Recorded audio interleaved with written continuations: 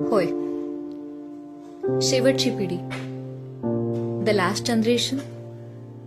पुढच्या 10-15 वर्षात गावातलं साधं, सरळ, समाधानी आणि आनंदी जीवन जगणारी ही शेवटची पिढी आपल्याला कायमची सोडून जाणार आहे.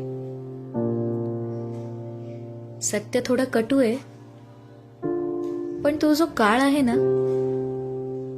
त्याला कोणीच थांबवू शकत नाही. एक ज्ञानाचा, कलेचा, संस्कृतीचा आणि संस्कारांचा वारसा आपल्यातून कायमचा निघून जाणार आहे. ही तीच माणसं जी गावात साध्या आणि सरळ जीवनशैलीत आनंद मानतात, गावच्या राखणदार देवचरात निसर्गाच्या प्रत्येक रूपात देव शोधतात, मायेचा ओलावा जपणारी, आपल्याला छान छान गोष्टी सांगणारी आणि जीवनाचा खरा अर्थ खूप सोप्या भाषेत समजावून सांगणारी हीच ती शेवटची पिढी.